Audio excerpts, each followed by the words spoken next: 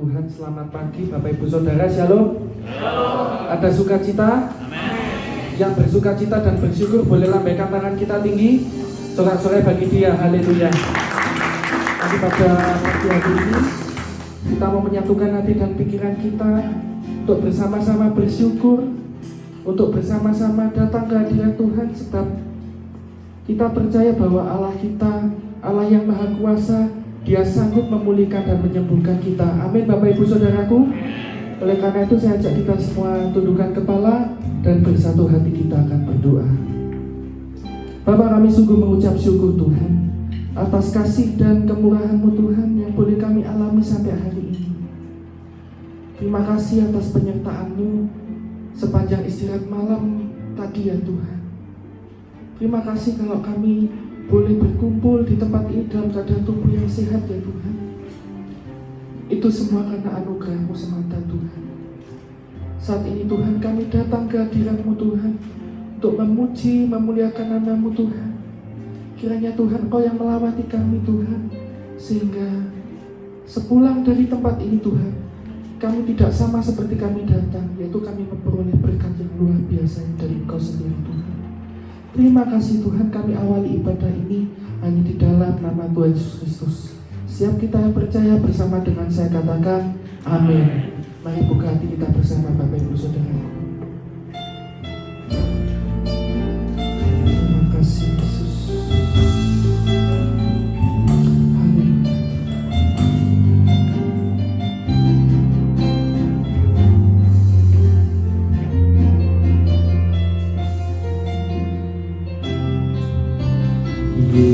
Yesus, Kau sungguh baik.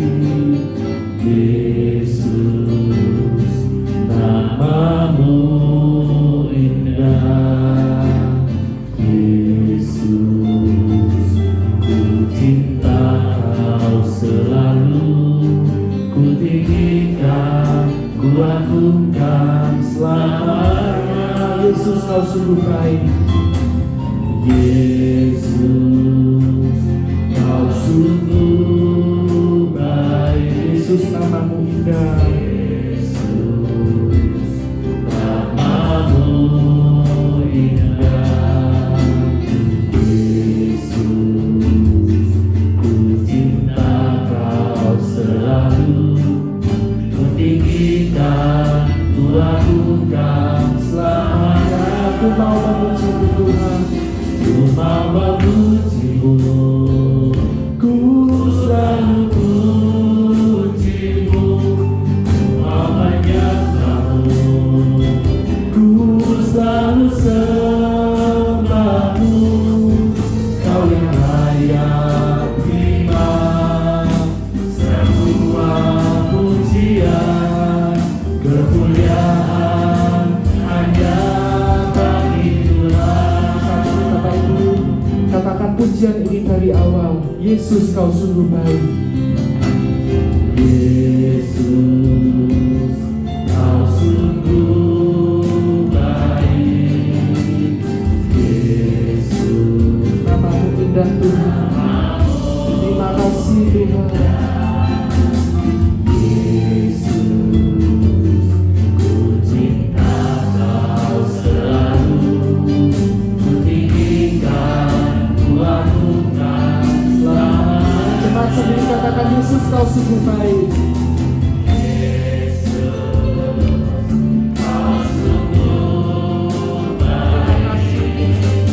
Kau sungguh baik dalam hidup kami.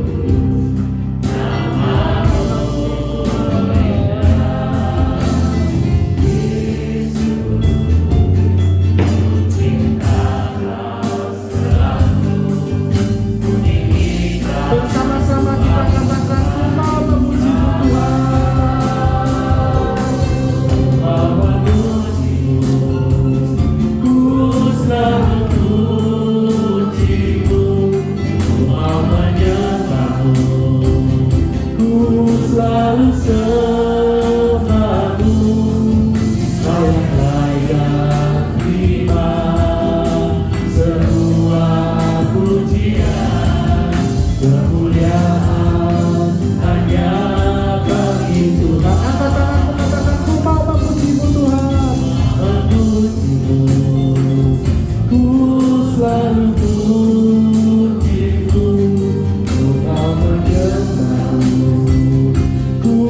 selalu sembah. Engkau yang layak terima Tuhan.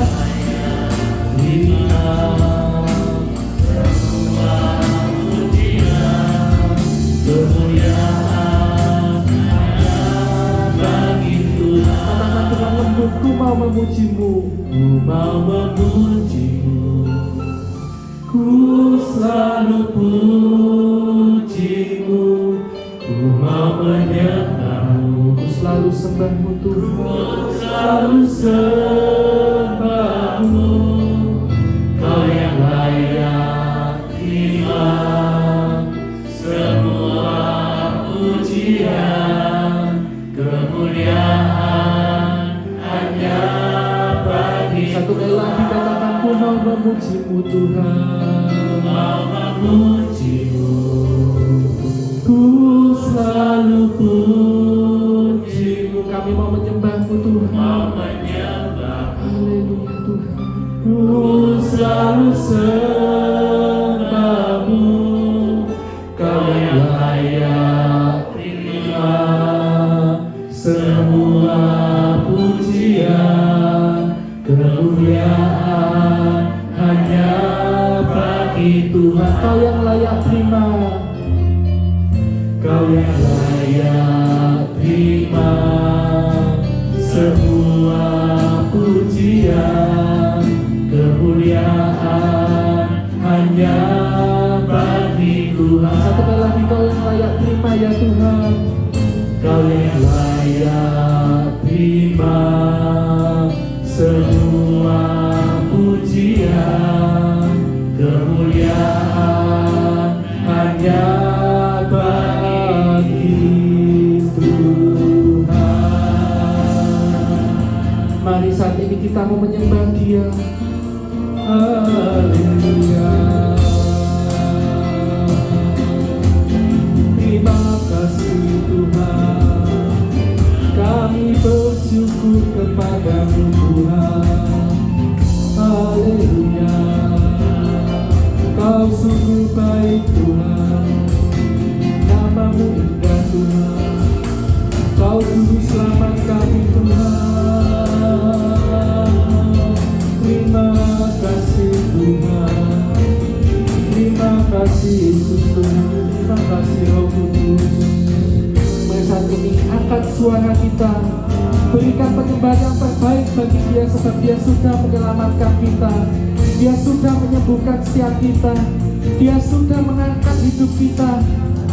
Kita naikkan syukur kita kepada Tuhan. Haleluya. Terima kasih Tuhan, terima kasih Yesus, terima kasih Kau sudah menyelamatkan kami Tuhan. Hanya Kau yang layak. Mari Bapak Ibu, dengan hormat saya undang kita semua bangkit berdiri. Oh God, I worship you. Oh God, I worship you. Be glorified, be glorified and magnified. Oh God, I worship you. Satu kali lagi jemaat sendiri berseru, oh God. Oh God, I worship you. Terima kasih Tuhan, kami menyembah-Mu Tuhan. Kami mengangkat Engkau lebih dari segalanya Tuhan. Hanya Kau yang layak kami masyurkan Tuhan. Glorified and magnified.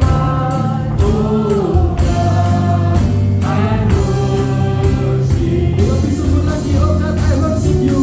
Oh God, I worship you. Haleluya Tuhan. Oh God, I worship you. Be glorified and magnified. Be glorified and magnified. Oh God, I worship you. Tinggikan kedua tangan kita,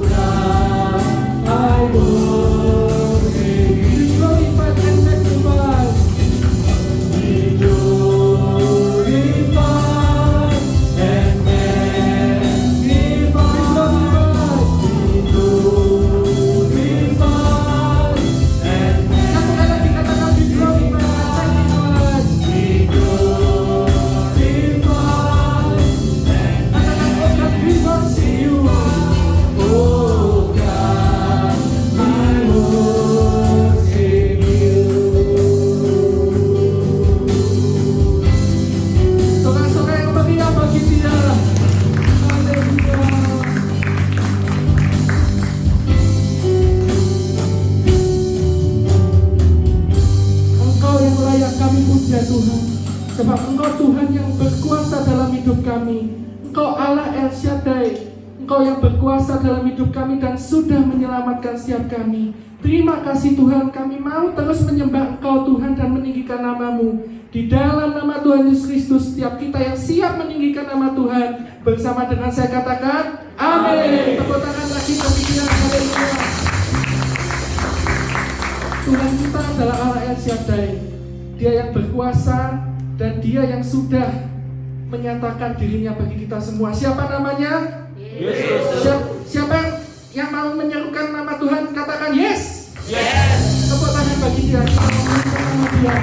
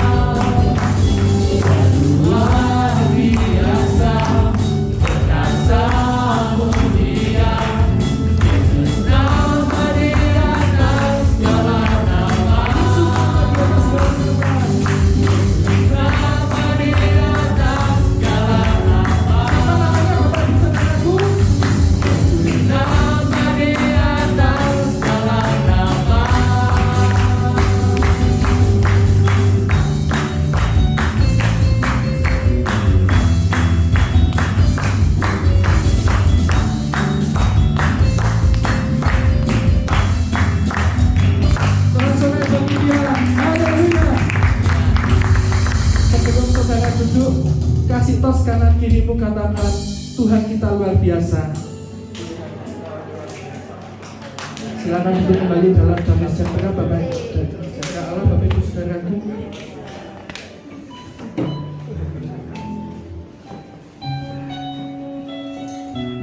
Mari saat ini kita mempersiapkan hati dan pikiran kita untuk menerima kebenaran firman Tuhan. Dia adalah Allah yang tahu akan isi hati kita.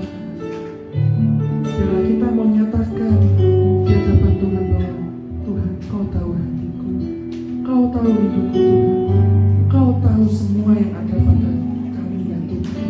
Terima kasih Yesus. Kau tahu hatiku Tuhan, Kau tahu rinduku Tuhan, Kau tahu harapku, Kau tahu mimpiku di tanganmu Tuhan. Dalam setiap langkah, Dalam setiap jalanku,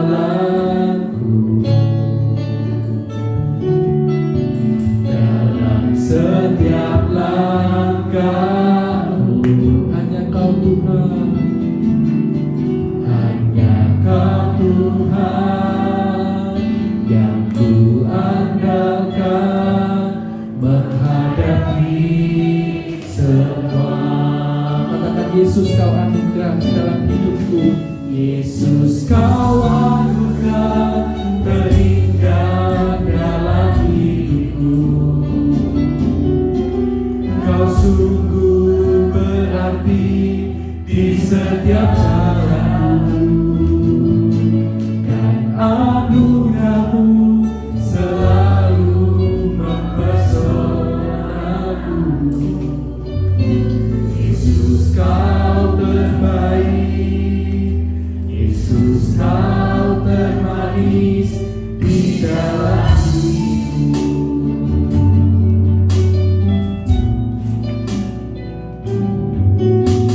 Mari saya rindu jemaat yang wanita saja katakan, Kau tahu hatiku Tuhan. Yang pria berdoa,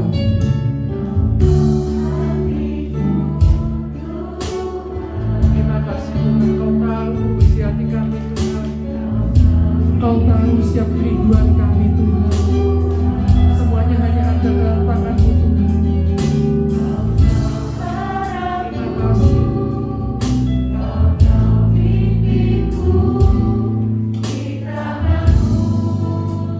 Sekarang ganti yang pria katakan, dalam setiap jalanku. Dalam setiap jalanku,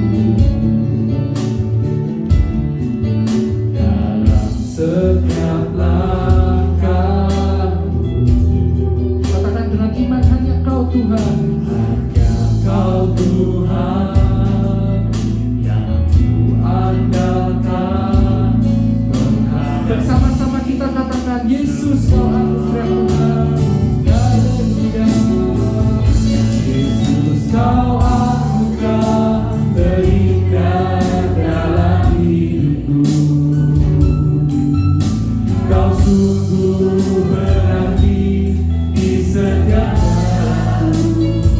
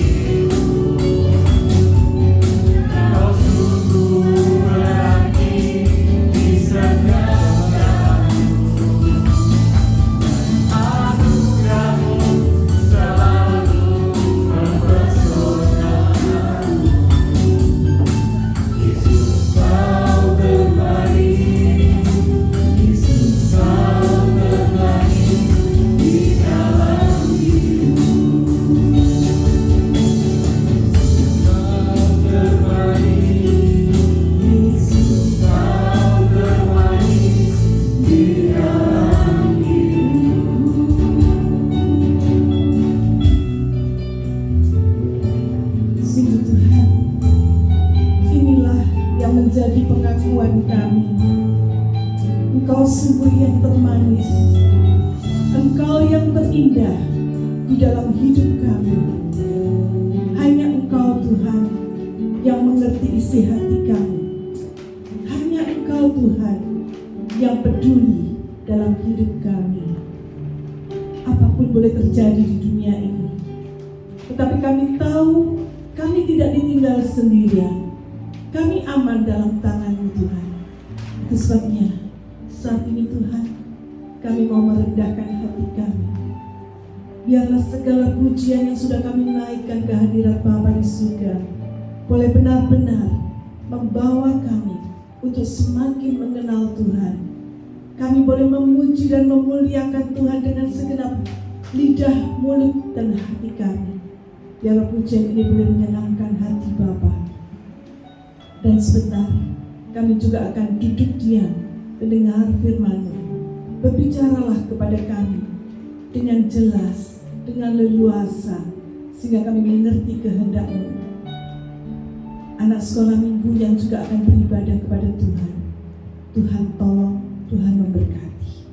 Semua Tuhan, setiap kami rindu mendengar suara-Mu yang manis dan lembut itu untuk mengajar kami, supaya kami boleh menjadi anak-anak Tuhan yang bertanggung jawab, yang semakin dewasa di dalam iman dan kerohanian kami. Pakai hamba-hamba-Mu yang akan bertugas sebentar Tuhan.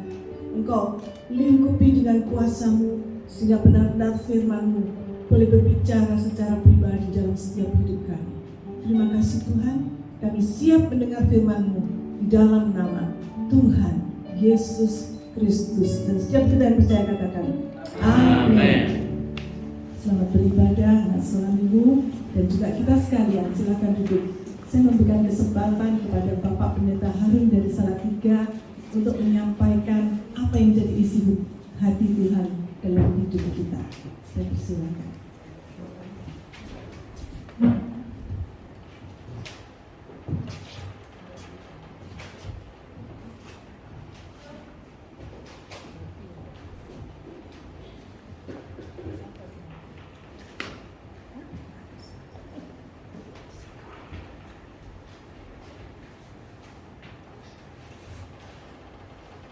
Shalom Bapak Ibu yang dikasihi oleh Tuhan. Shalom. Ada sukacita surgawi ada di tengah-tengah kita karena Tuhan ada di tempat ini. Amin. Amin. Berikan kemuliaan kepada Tuhan. Haleluya. Begitu. Salam dari Jemaat Gereja Bethel Indonesia yang ada di Salatiga. Pada pagi hari ini saya bersukacita bisa kembali bersama-sama dengan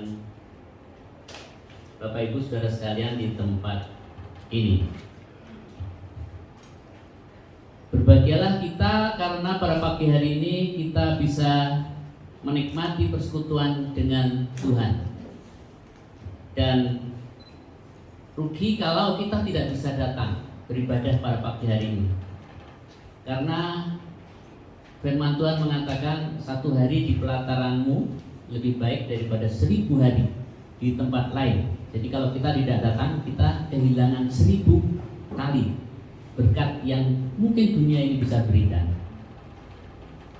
Tetapi hanya Tuhan saja yang bisa memberikan berkat yang terbesar untuk saudara dan saya. Nah, oleh sebab itu, biarlah kita berdoa untuk mereka yang mundur, mereka yang malas, dan kita juga berdoa untuk mereka yang mungkin sakit atau karena usia. Biarlah mereka juga bisa beribadah secara online bersama-sama dengan kita. Bapak Ibu Saudara sekalian dikasihi oleh Tuhan, pada pagi hari ini saya tertarik dengan tema besar dari Gereja Bethel Indonesia Eka, yaitu growing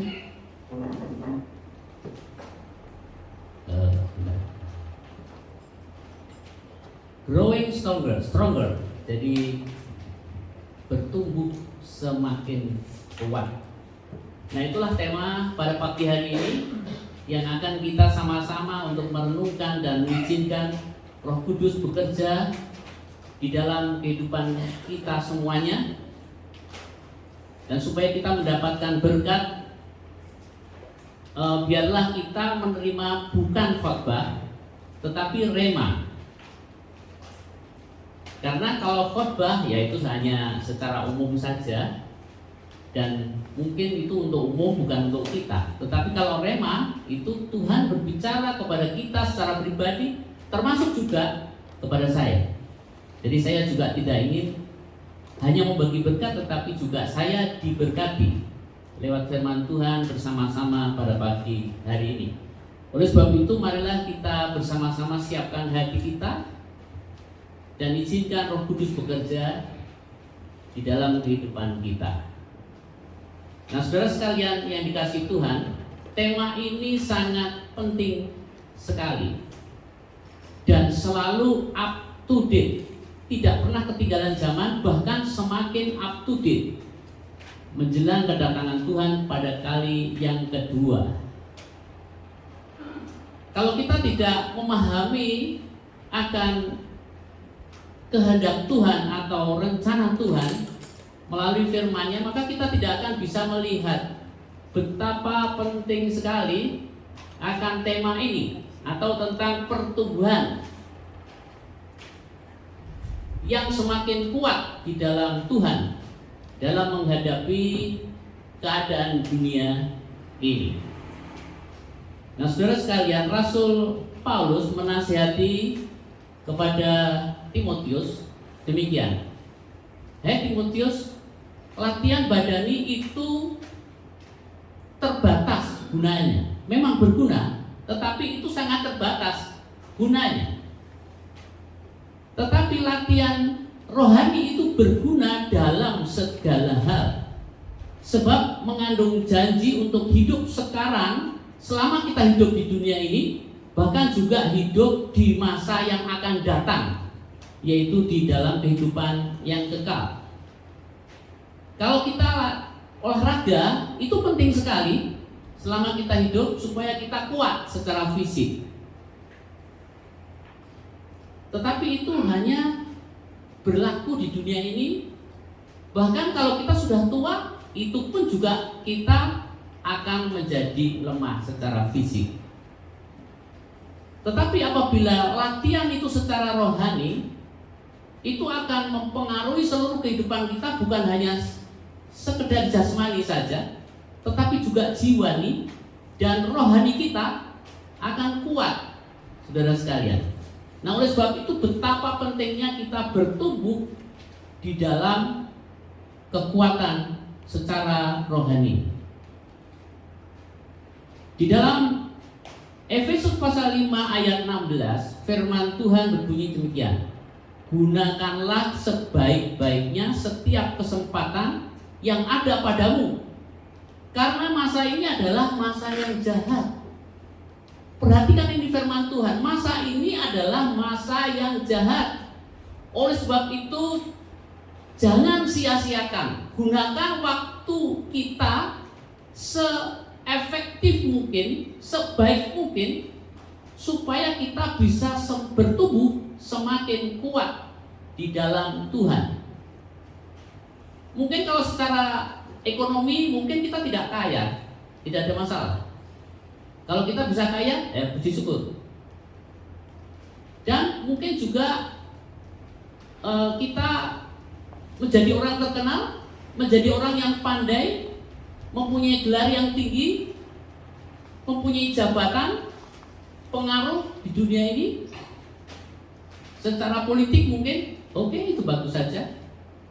Tetapi saudara sekalian, itu tidak bisa untuk kita menghadapi kesukaran itu. Oleh sebab itu kita membutuhkan kekuatan yang dari atas, bukan kekuatan yang dari dunia ini. Tuhan Yesus sendiri memberikan peringatan kepada murid-muridnya dalam Markus 13 ayat 18 sampai 19, berkata demikian: berdoalah supaya masa yang sukar itu, ya, dalam masa yang akhir-akhir di zaman ini, tidak terjadi padamu pada waktu musim dingin. Apa itu musim dingin? Ya, dingin secara rohani, suam-suam kuku. Dan Tuhan berkata, aku akan memuntahkan engkau. Engkau tidak akan kuat menghadapi kesukaran itu.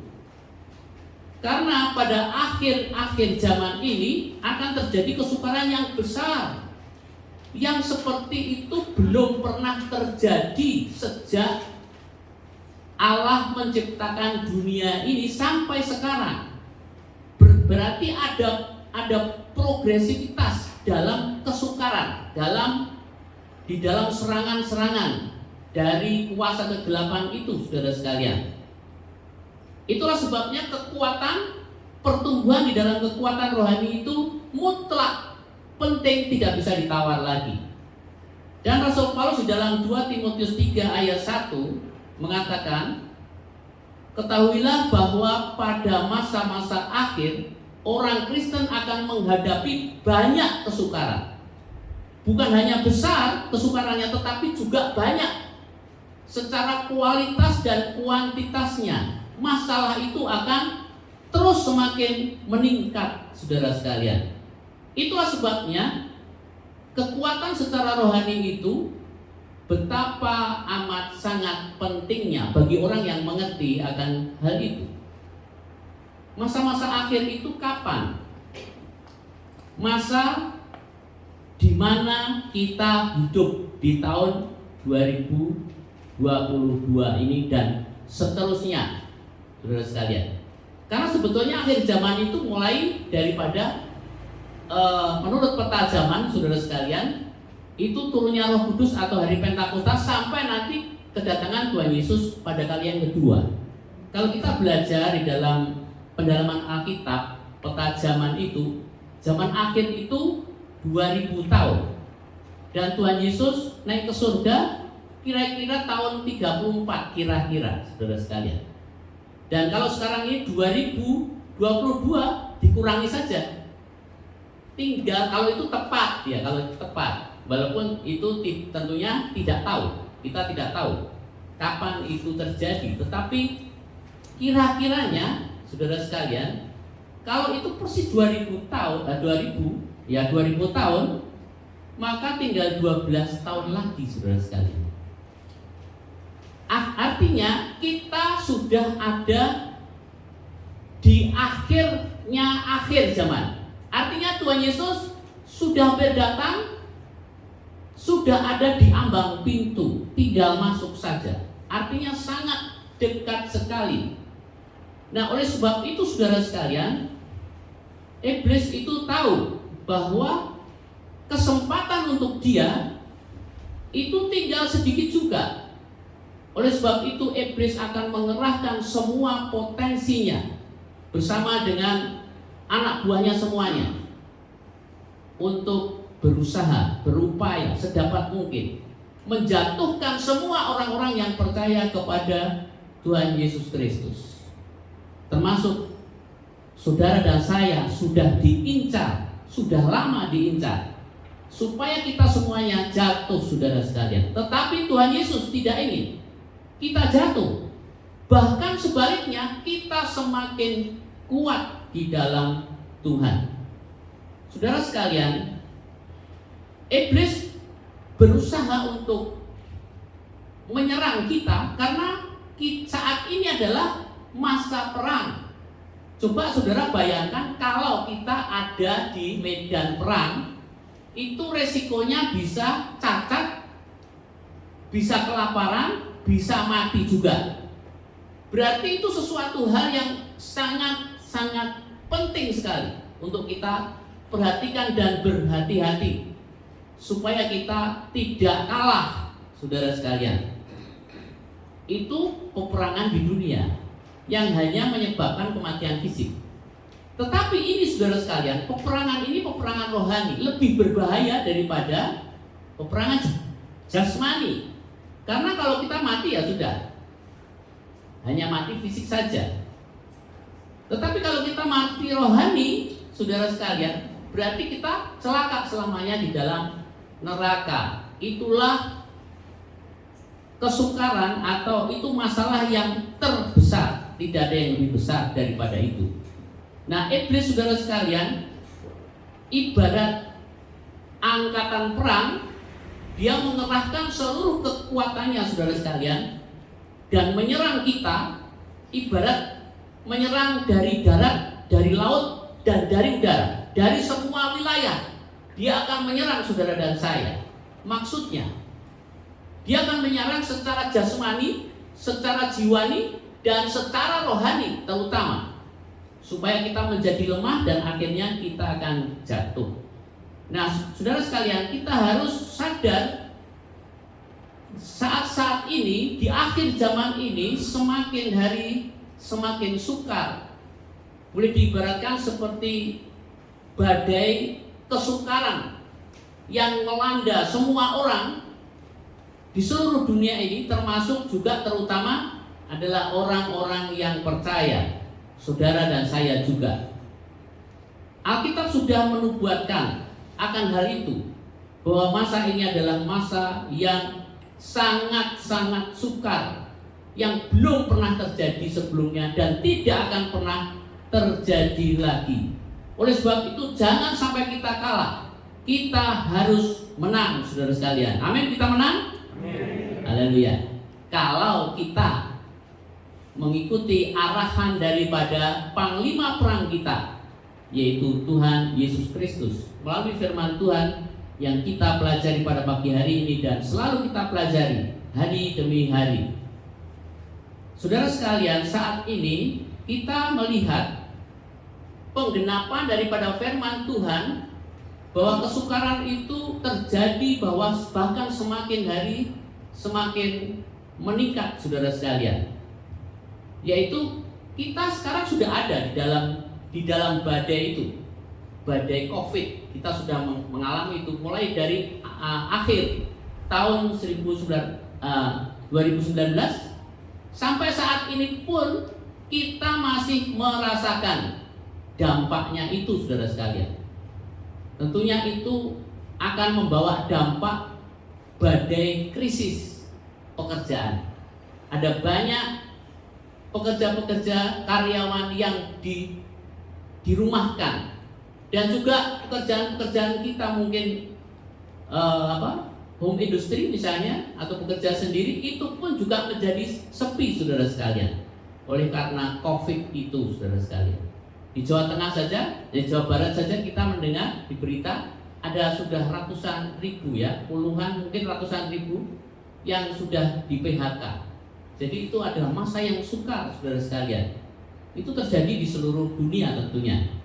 Dan belum lagi, saudara sekalian, badai persaingan kerja. Teknologi semakin berkembang, saudara sekalian. Tetapi walaupun ada sisi positifnya, tetapi juga ada sisi negatifnya, yaitu semuanya akan diganti dengan robot. Sehingga persaingan akan semakin ketat dan semakin sukar. Kalau kita tidak pandai, maka kita akan tergusur semuanya. Apalagi terjadi globalisasi. Jadi yang pandai saja, bisa dari luar negeri, itu juga bisa masuk di sini dan mengalahkan semua. Apabila kita kalah, saudara sekalian, di dalam bidang ilmu, saudara sekalian. Oleh sebab itulah kita perlu untuk berjuang dalam hal itu juga, ya. Karena saudara, semua akan ada banyak yang digantikan dengan robot, karena ada kecerdasan buatan, saudara sekalian. Dengan adanya komputer yang semakin canggih itu, sehingga kepandaian manusia bisa kalah, dokter bisa diganti, saudara, dengan robot-robot itu, dan banyak pekerjaan-pekerjaan bisa diganti, saudara sekalian. Nah, lalu bagaimana dengan kita? Itu belum lagi terjadi badai krisis ekonomi. Kalau kita melihat pengakuan daripada Menteri Keuangan Sri Mulyani, krisis tahun 2023 itu sudah di depan mata, saudara sekalian. Itu sangat berat katanya. Perang Rusia dan Ukraina menyebabkan terjadinya krisis, terjadinya inflasi tertinggi selama 40 tahun terakhir bagi Amerika, Inggris, Eropa, dan itu melanda seluruh dunia. sehingga terjadi inflasi yang tertinggi selama 40 tahun ini, saudara sekalian. Sehingga kita pun juga akan mengalami kesulitan. Walaupun syukur Indonesia termasuk ekonominya masih kuat, saudara, tetapi tetap saja akan lebih sulit daripada tahun-tahun yang lalu sebelum pandemi, saudara sekalian. Dan demikian juga kita melihat ada banyak bencana alam, banjir, longsor di mana-mana, gempa bumi. Bahkan kalau kita mendengar berita di metro, saudara sekalian, ya, sejumlah peneliti itu memprediksi akan adanya potensi tsunami raksasa dengan kekuatan 8,9, hampir 9 skala Richter, saudara sekalian. Dengan ketinggian gelombang laut itu 34 meter, yang lebih besar daripada tsunami Aceh, saudara sekalian. Itu sangat mengerikan, saudara sekalian.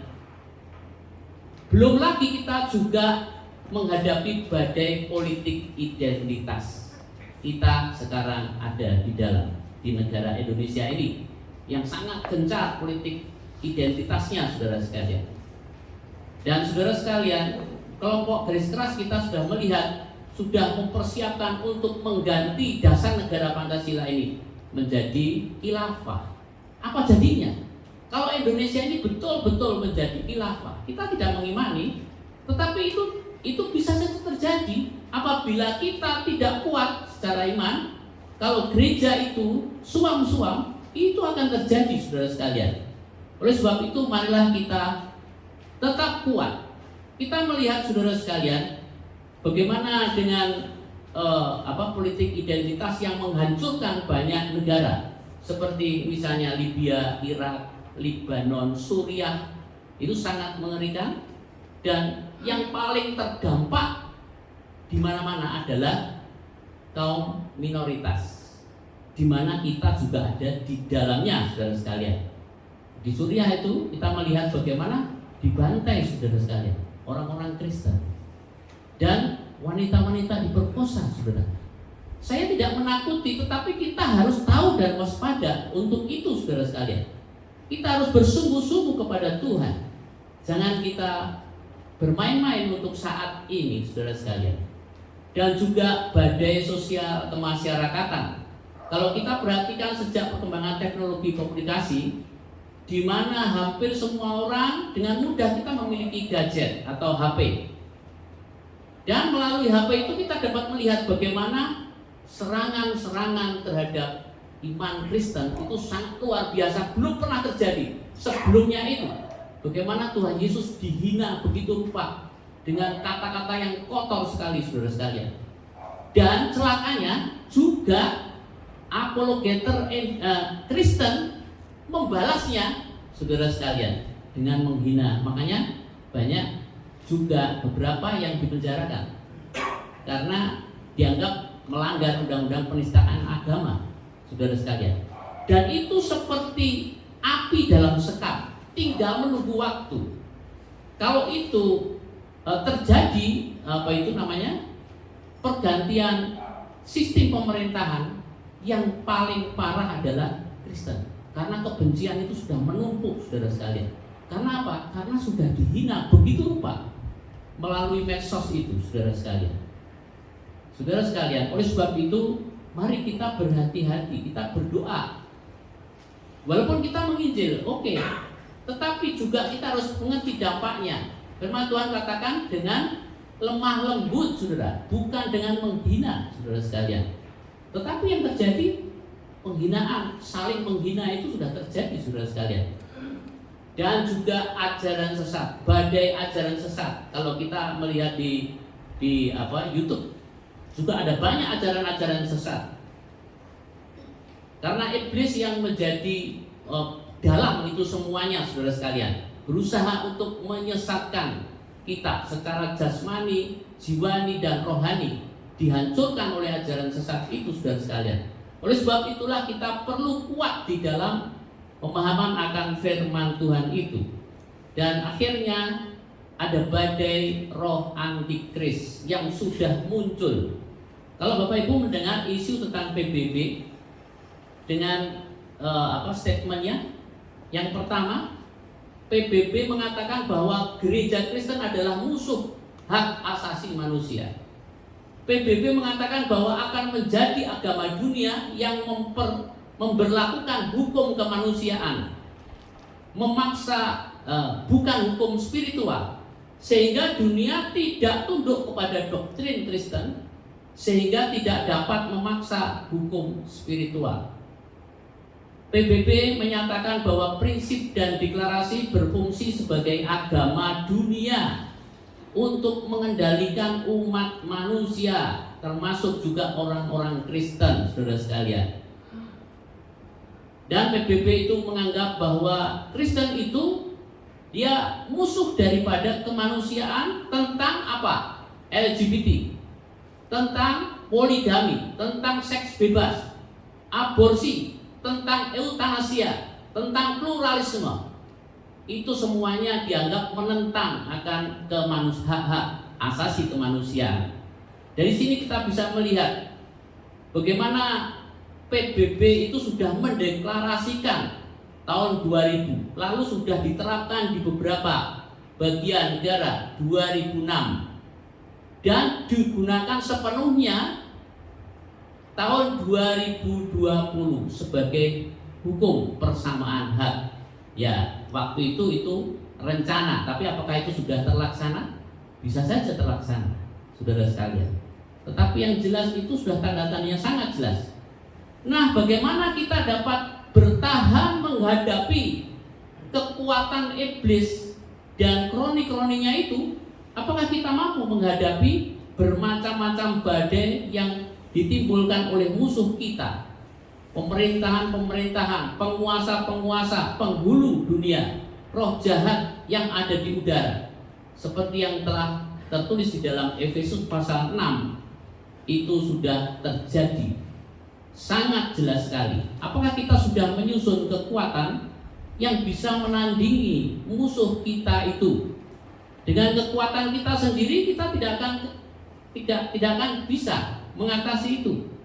Sebab iblis itu lebih kuat, saudara. Buktinya semua manusia sudah jatuh dalam dosa, berarti sudah kalah, saudara sekalian. Oleh sebab itu kita membutuhkan kekuatan yang dari atas, bukan dari diri kita sendiri atau dari dunia ini, saudara sekalian.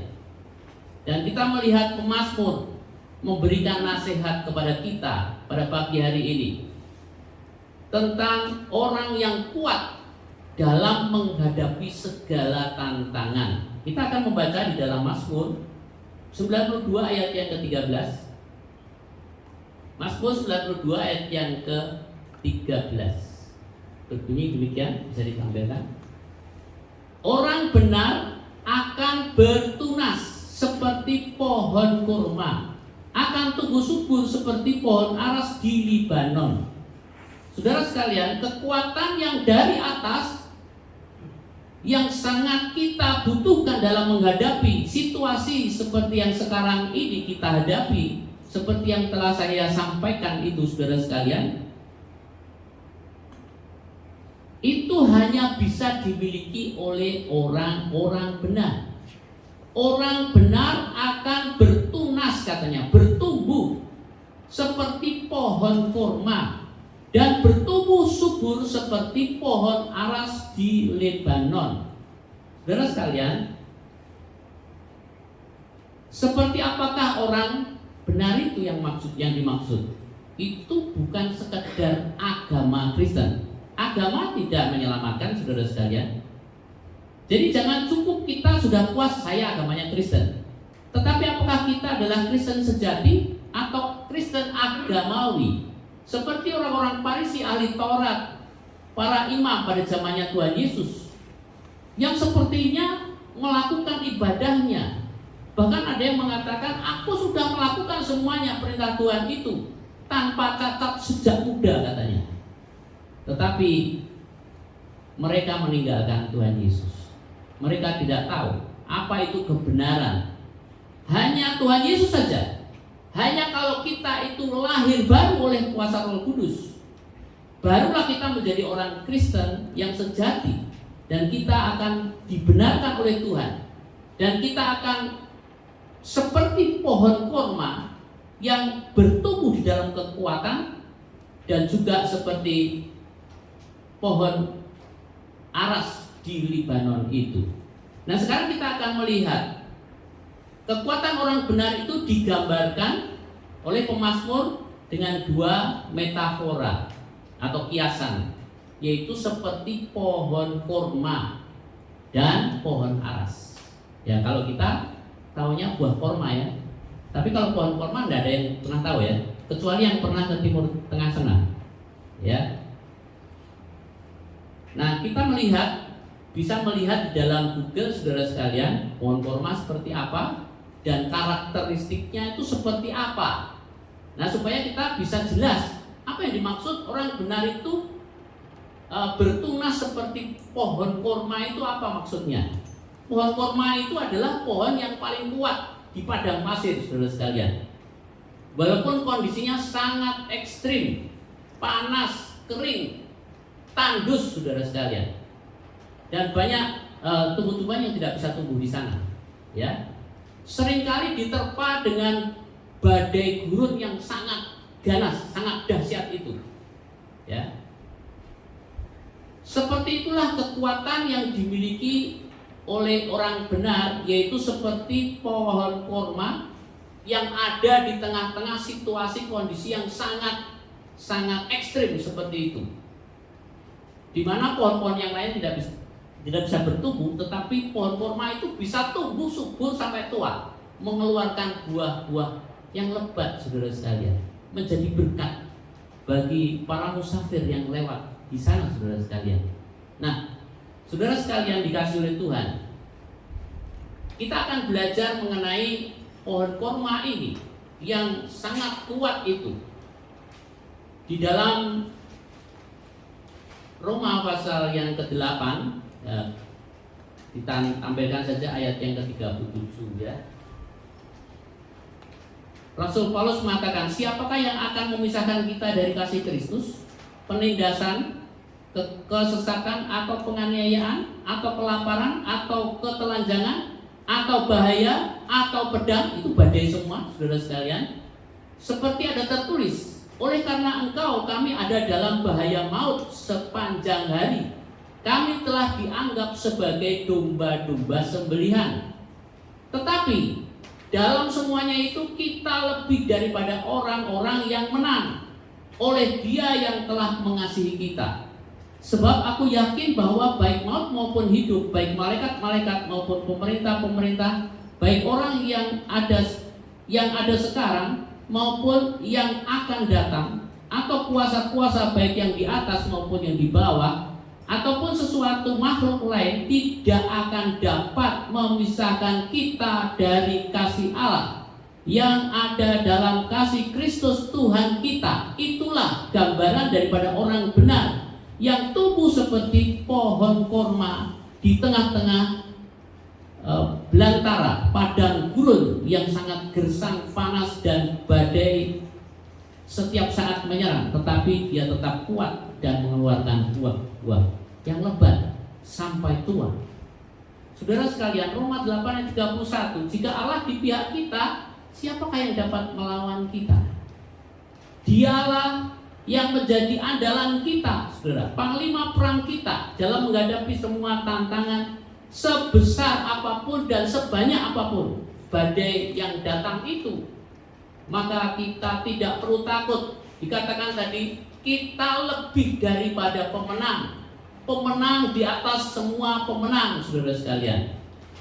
Kekuatan itu tidak datang dengan tiba-tiba, saudara sekalian, tetapi membutuhkan proses yang membutuhkan waktu dan upaya yang keras, saudara sekalian. Serta jangan lupa penyerahan kita kepada Tuhan. Karena Tuhan itulah yang memberikan kekuatan kepada kita. Kita belajar dari hikmahnya bagaimana pohon kurma itu ditanam di padang gurun sehingga bisa bertumbuh di tengah-tengah keadaan yang sangat ekstrim seperti itu. Seperti apa? Supaya kita pun juga bisa bertumbuh seperti itu, saudara sekalian. Nah, cara menanam pohon kurma kalau kita melihat di Google itu, biji buah kurma itu dimasukkan ke dalam lubang pasir, kemudian ditindih dengan batu yang besar, yang berat, saudara sekalian. Sehingga kalau bertumbuh dia tidak bisa bertumbuh ke atas karena terhambat itu, beban yang sangat berat itu. Maka dia bertumbuh ke bawah dulu. Akarnya itu begitu dalam, bisa masuk puluhan, bahkan bisa lebih dari 100 meter. Bayangkan. Untuk apa? Mencari sumber air. Karena tanpa sumber air itu nggak bisa hidup. Berat. Oleh karena tekanan itu justru pohon kurma itu dia bisa menancapkan akarnya sampai ke sumber. Nah, apa pelajaran yang kita bisa ambil dari sini, saudara sekalian? Di dalam Mazmur 144 ayat 1 dari Daud dikatakan begini, terpujilah Tuhan, gunung batuku, kekuatanku maksudnya, yang mengajar tanganku untuk bertempur dan jari-jariku untuk berperang. Jadi caranya untuk menumbuhkan iman kita supaya kuat, Tuhan izinkan kita menghadapi musuh. Seperti kita berperang, bertempur, tetapi Tuhan melatih saudara dan saya supaya kita menang, saudara sekalian. Oleh sebab itu kita harus mengerti akan hal ini, apa yang diajarkan oleh Tuhan.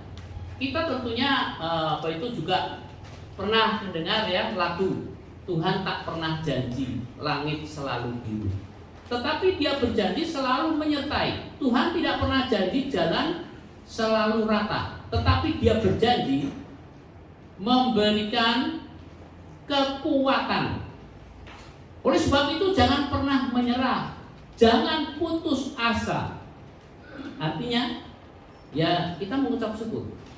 Kalau ada masalah, 1 Tesalonika 5:18, mengucap syukurlah dalam segala hal, sebab itulah yang dikehendaki Allah di dalam Kristus Yesus bagi kamu. Kita membutuhkan hikmat Tuhan untuk bisa mengerti ini. Karena di dalam praktek kehidupan seringkali orang Kristen nggak mengerti. Bagaimana Pak saya mengucap syukur keadaan seperti begini? Nah, karena tidak mengerti, saudara sekalian. Kita harus mengerti apa yang diajarkan oleh firman Tuhan. Walaupun keadaan yang sukar, tapi kita masih bisa mengucap syukur. Mengucap syukur untuk seperti apa? Hal apa? Padahal keadaan itu tidak secara dunia tidak memungkinkan untuk kita mengucap syukur secara akal, saudara sekalian. Yakobus 1 ayat 2 sampai 4. Ini nasihat daripada Yakobus. Saudara-saudaraku, anggaplah sebagai suatu kebahagiaan atau berkat yang membawa sukacita. Hendaklah merasa beruntung, maksudnya. Anggaplah sebagai suatu kemuliaan. Kalau Tuhan izinkan itu terjadi, berbahagialah. Apabila kamu jatuh ke dalam berbagai-bagai banyak pencobaan. Sebab kamu tahu, ya, kita harus tahu itu, bahwa ujian terhadap imanmu itu menghasilkan ketekunan, dan biarkanlah ketekunan itu memperoleh buah yang matang, supaya kamu menjadi sempurna dan utuh dan tak kekurangan suatu apapun. Kita akan menjadi laskar Kristus yang kuat, saudara sekalian. Lewat apa? Ya lewat itu.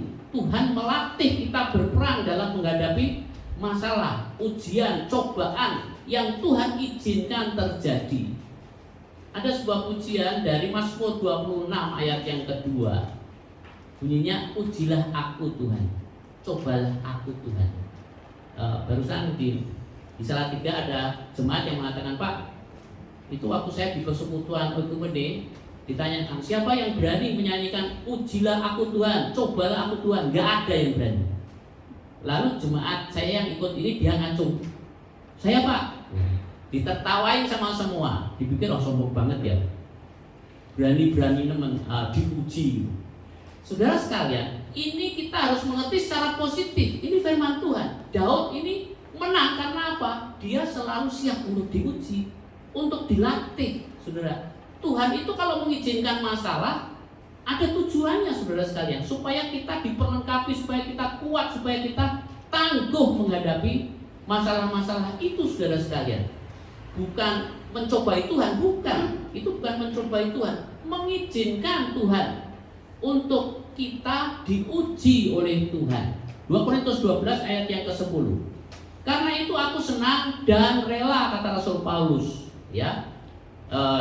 Dari arti bahasa aslinya eudokeo, mempersilahkan, memperkenankan Tuhan dengan senang hati, menyetujui kalau Tuhan izinkan adanya masalah, bukan karena kesalahan kita, jangan karena kita salah, jangan, tetapi karena Tuhan mengizinkan itu terjadi. Untuk apa? Supaya kita menjadi kuat, saudara sekalian. Tetapi memang lewat itu Tuhan ingin menyadarkan kita. Dikatakan, karena itu aku senang dan rela di dalam kelemahan. Justru menghadapi masalah itu, secara manusia kita lemah, kita nggak bisa berbuat apa-apa. Di dalam siksaan, di dalam kesukaran, dalam penganiayaan, dalam kesesakan, oleh karena Kristus. Oleh sebab itu Tuhan berkata, kalau kamu mau ikut aku, sangkal diri, kau salib, baru ikut. Kalau tidak, nggak usah. Sebab jika aku lemah, kata Rasul Paulus, maka aku kuat. Justru aku kuat. Sikap selalu sadar bahwa diri kita itu lemah dan tidak dapat berbuat apa-apa. Karena sifat manusia itu kalau sudah berhasil lupa daratan, dia lupa kepada Tuhan. Gak usah ke gereja bisa, gak usah doa, gak usah baca Alkitab. Toh juga saya berhasil. Nah, itu kelemahan. Oleh sebab itu Tuhan izinkan, saudara sekalian. Ada masalah-masalah yang berat, saudara sekalian. Itu penting bagi kita selalu menyadarkan bahwa kita ini membutuhkan pertolongan dari atas, dari Tuhan sendiri. Sebab jika dia merasa takut, justru dia akan merasa lemah dan tidak bisa berjalan sendiri. Dia akan jatuh tanpa Tuhan. Itu yang membuat kita akan selalu menggandol kepada Tuhan, dekat kepada Tuhan, mengandalkan Tuhan saja.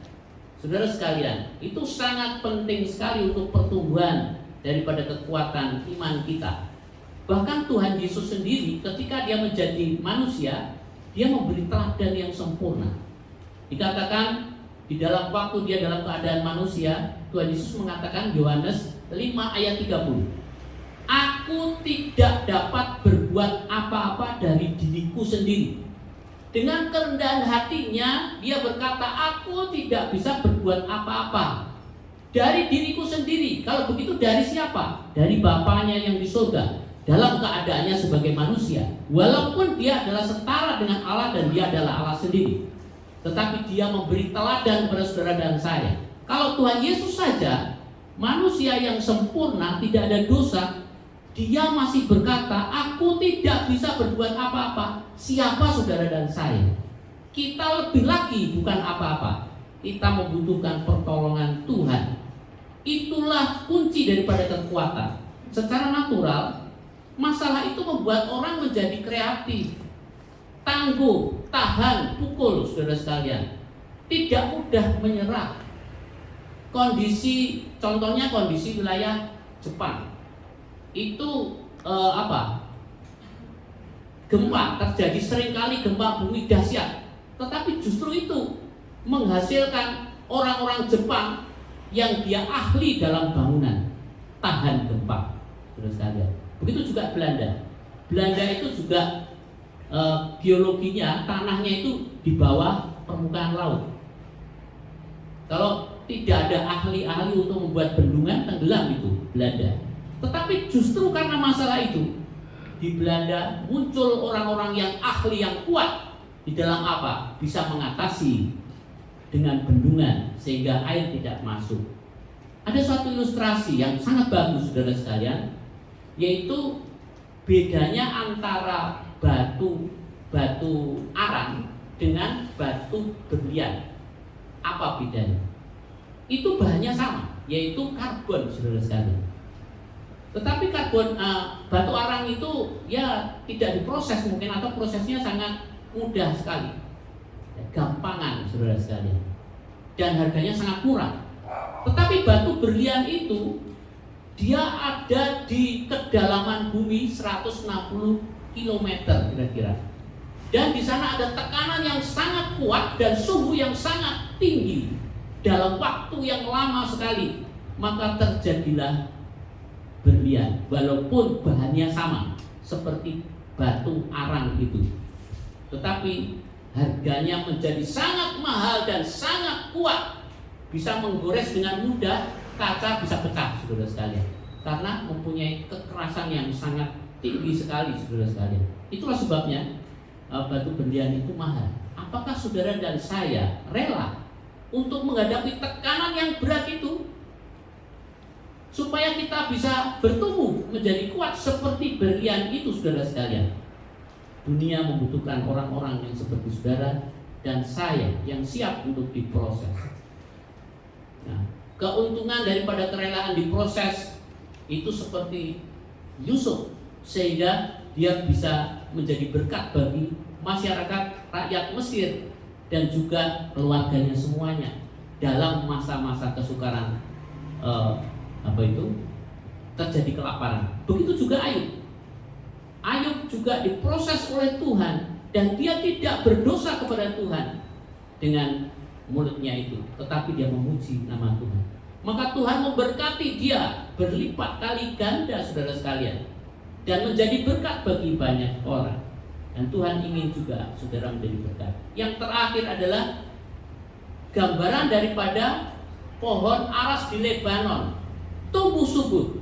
Karakteristiknya adalah pohon aras itu sangat tinggi, besar, dan kualitas kayunya itu sangat bagus, keras, saudara sekalian. Tidak mudah dimakan rayap. Makanya dibuat sebagai bahan untuk membuat kerajaan, bangunan kerajaan Bait Allah pada waktu itu. Dan kapal perang juga dibuat dari itu, karena sangat kuat, saudara sekalian. Nah, cara menanamnya adalah ditanam di tempat dataran tinggi, nggak bisa di dataran rendah. Di tempat dataran tinggi, pegunungan, sekitar 600 sampai 2000 meter. Bagaimana kita bisa menjadi kuat dalam Kristus? Kekuatan diperoleh melalui sebuah proses pertumbuhan. Tumbuh subur di daerah dataran tinggi, bukan di dataran rendah. Saudara sekalian, Bait Allah ada di Yerusalem. Itu di tempat yang datarannya tinggi, ya. Disebut dengan kota kudus. Nah, tinggi itu lambang daripada kekudusan. Oleh sebab itu Yerusalem disebut dengan kota kudus, saudara sekalian, ya.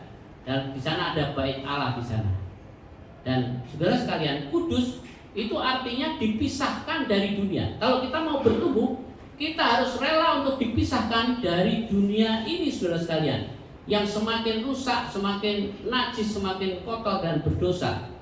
Jangan kita berkompromi sedikit pun juga dengan cara hidup mereka, pandangan hidup orang-orang duniawi yang ada di sekitar kita. Setiap hari kita bisa bertemu itu. Cara hidup yang bernilai rendah, bukan nilainya tinggi. Tetapi Alkitab mengajarkan nilai-nilai yang sangat tinggi. Tidak ada agama yang seperti itu, yang mengajarkan seperti yang diajarkan oleh Allah dalam Alkitab ini, saudara sekalian. Nah, oleh sebab itu marilah kita jangan berkompromi dengan kedagingan, kenajisan, kejahatan, maupun kebencian dan sebagainya. Roma 12 ayat 2, janganlah kamu menjadi serupa dengan dunia ini, tetapi berubahlah oleh pembaharuan budimu, hatimu, sehingga kamu dapat membedakan mana kehendak Allah, apa yang baik, yang berkenan kepada Allah, dan yang sempurna. Itulah yang dikehendaki oleh Tuhan, saudara sekalian, memisahkan diri. Jangan kita serupa dengan dunia itu. 1 Korintus 15 ayat 33, janganlah tertipu. Pergaulan yang buruk dengan orang-orang dunia itu akan merusakkan akhlaknya yang baik. Dan dalam Mazmur 1 ayat 1 sampai 3, berbahagialah orang yang tidak berjalan menurut nasihat orang fasik, yang tidak berdiri di jalan orang berdosa, dan yang tidak duduk dalam kumpulan pencemooh, tetapi yang kesukaannya ialah Taurat Tuhan, dan yang merenungkan Taurat itu siang dan malam.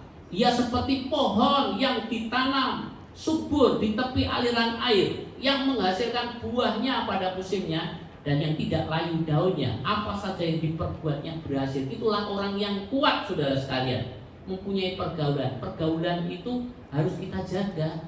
Bukan hanya dengan orang, tetapi juga dengan media sosial, medsos itu juga, melalui buku dan sebagainya, saudara sekalian.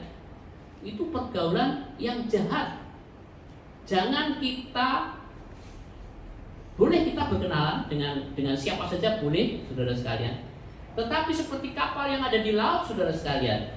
Nah, jangan kita seperti Daniel Mananta. Tahu semua ya? Sekarang sudah mualaf sudah. Karena apa? Bergaul sama UAS. Nah, itu akibatnya. Ya boleh-boleh saja berkenalan dengan UAS, sebetulnya boleh-boleh saja. Untuk penginjilan, bukan untuk kemudian malah setuju lagi. Setuju dengan pendapatnya UAS, katanya. Di salib itu ada jin, katanya. Ditambahi lagi, di patung juga ada jin, katanya. Nah, itu saudara sekalian akibat daripada pergaulan yang buruk. Nah, juga tumbuh subur di tempat yang tinggi itu, oleh sebab itu kalau orang Israel setahun sekali ziarah ke Yerusalem, itu disebut dengan aliyah regel, artinya perjalanan naik dengan berjalan kaki untuk datang ke rumah Tuhan. Itu kalau istilahnya itu naik haji. Ini bagus sekali untuk membuka penginjilan. Saya bisa mengatakan, oh ya, Tuhan Yesus pernah naik haji. Loh, masa naik haji di mana? Di Yerusalem. Karena sebetulnya haji itu dari kata hak kalau bahasa Arab menjadi haj. Nah, makanya naik haji itu ziarah ke tempat kudus itu disebut naik haji, saudara. Kalau bahasa Arabnya begitu, ya. Tapi anehnya kalau ke Mekah, Mekah itu dataran rendah kok naik, bagaimana sih? Ya itu kalau kentoro, kalau nyontek, saudara sekalian. Kata haji itu kan nyontek dari orang Yahudi, karena naik gitu ya, naik gitu. Maksudnya naik ke tempat yang tinggi. Yerusalem itu pegunungan yang tinggi, Bait Allah itu di atas, saudara sekalian. Tapi kalau Ka'bah kan di bawah. Ya sudah, biarin saya.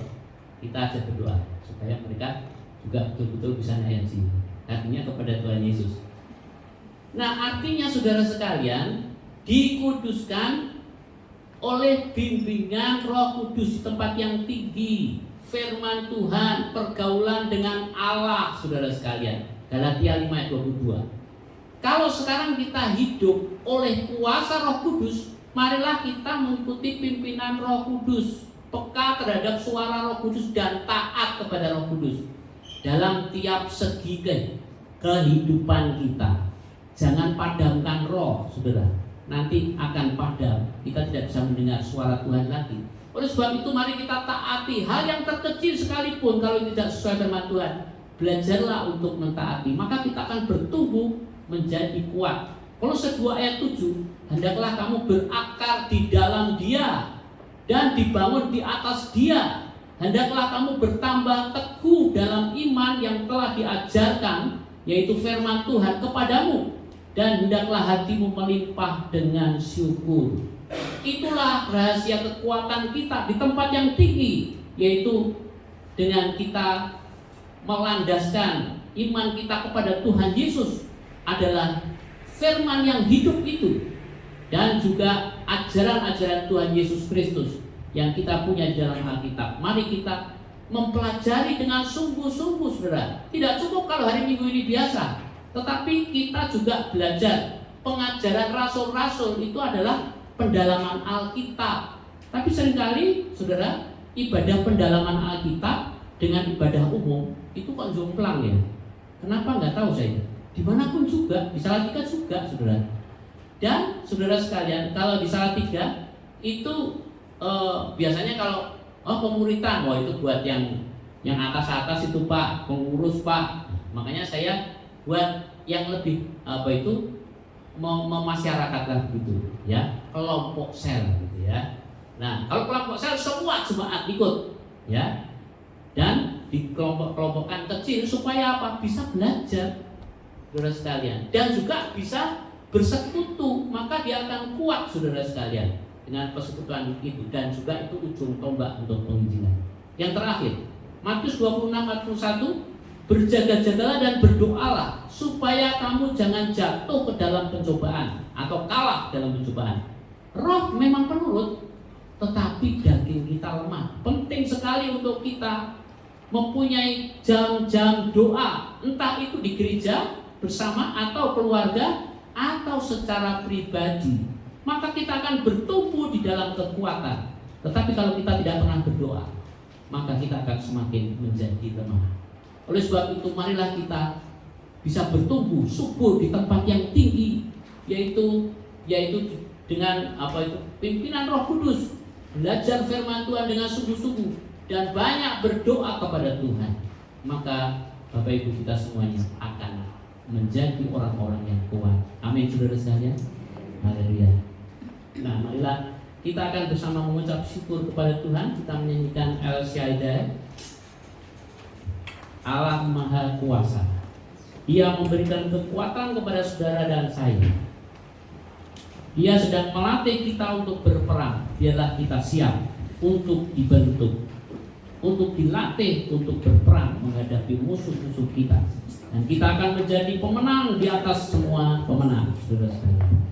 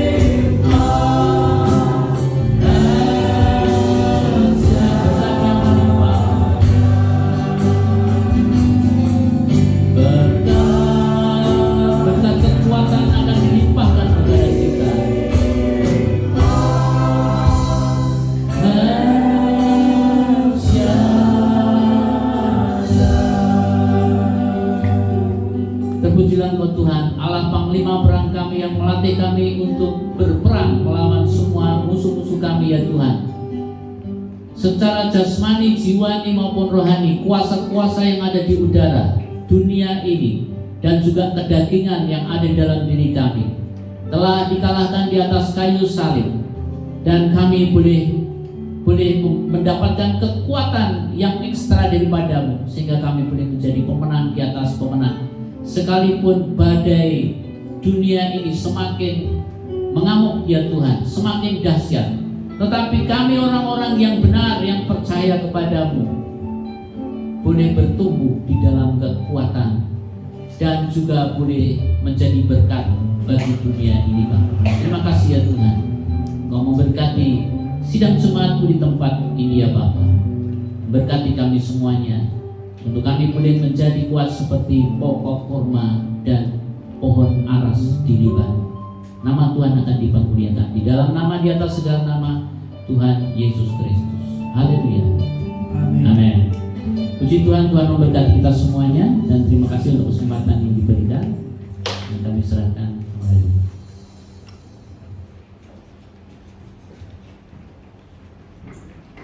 Kami segenap keluarga besar GBT Eklesia Keluarga Allah mengucapkan terima kasih kepada Bapak Pendeta Harun dari Salatiga yang sudah membawakan firman Tuhan bagi kita semua.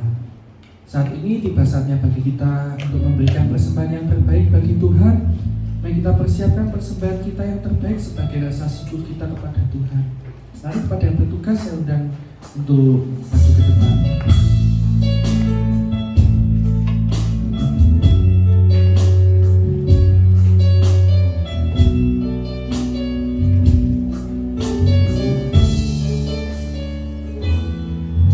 Kemuliaan dan hormat, kuatkan suara pujian, kuatkan namamu. Ku beri kemuliaan dan hormat, kuatkan suara pujian, kuatkan namamu. Engkau besar, perbuatanmu ajaib, tiada seperti Engkau, tiada seperti Engkau. Engkau besar, perbuatanmu ajaib, tiada seperti Engkau, tiada seperti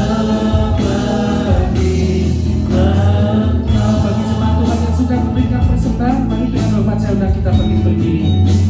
Katakan pujian ini dari awal. Dan hormat, kuatkan suara pujian, kuatkan namamu. Ku beri kemuliaan dan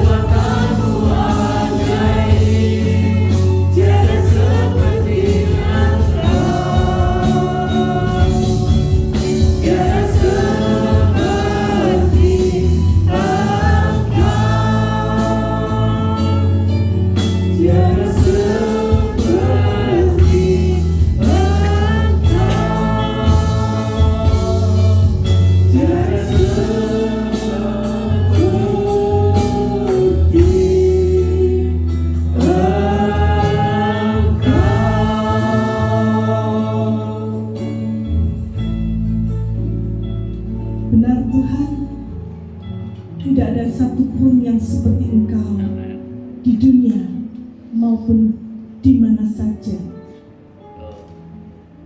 Engkaulah yang terbesar, Engkaulah yang maha kuasa, Engkau yang termulia di antara segalanya.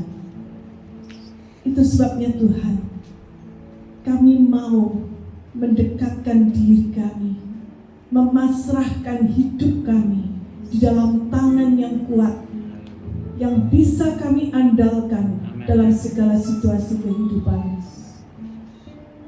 Dunia boleh dilanda badai apapun, tetapi kami percaya hanya di dalam Engkau saja kami aman. Dan itu sebabnya Tuhan, kami mau berakar kuat di dalam Engkau, karena kami menghadapi musuh yang tidak kecil, dan kami menghadapi masa-masa yang sukar di akhir zaman ini. Itu sebabnya Tuhan, tolong kami. Bila saat ini ada di antara kami yang imannya mulai lemah, bila saat ini kami berada dalam lingkungan pergaulan yang salah, atau mungkin kami sedang dikuasai oleh dosa, ikatan-ikatan dosa tertentu, Tuhan, kami mohon patahkan semua dalam kuasa nama Tuhan. Dan biarlah kami boleh dibebaskan dari semua keterikatan-keterikatan dosa, dan kami boleh memasrahkan hidup kami sepenuhnya di dalam tangan yang penuh dengan kuasa itu. Kami boleh bertumbuh semakin kuat di dalam Engkau. Inilah yang menjadi doa kami, Tuhan. Biarlah segala kerinduan kami Engkau tahu, Engkau dengar, segala keterbatasan kami Engkau juga mengerti. Dan kami serahkan semua ke dalam tangan yang kuat, yang maha kudus itu. Terima kasih Tuhan, berkati hamba-Mu yang sudah menyampaikan firman-Mu. Biarlah Engkau pakai terus hamba-Mu ini dimanapun dia berada, baik dalam pelayanannya di Salatiga maupun di antara kaum yang lain. Tuhan, kiranya Tuhan juga akan menolong supaya di dalam segala perkara hidupnya diberkati oleh Tuhan. Dia boleh menjadi berkat bagi banyak orang. Kami sekalian Tuhan yang ada di tempat ini maupun yang ada di rumah, kami juga menyerahkan hidup kami dalam tangan Tuhan, karena Engkaulah Tuhan yang menjadi juru selamat dan penebus jiwa kami. Terima kasih Tuhan, biarlah segala persembahan yang telah kami berikan, Tuhan memberkati kami dengan berlipat ganda. Dan kami percaya Engkau akan menuntun kami pada jalan-jalan Tuhan yang benar di masa yang akan datang ini. Terima kasih Tuhan. Mari saudara kita angkat kedua tangan kita di hadapan Tuhan. Kiranya berkat dari Allah Bapa Surgawi menyertai hidupmu, memberkati engkau, baik dalam pekerjaanmu, dalam keluargamu, di dalam pelayananmu, dalam apapun yang tanganmu lakukan. Kiranya engkau akan diberkati oleh Tuhan. Pulanglah sekarang dengan kekuatan yang baru, dengan semangat yang baru yang berasal dari Allah Bapa, Allah Anak dan Allah Roh Kudus. Dalam nama Tuhan Yesus Kristus kami semua sudah berdoa, dan setiap kita yang percaya katakan amin.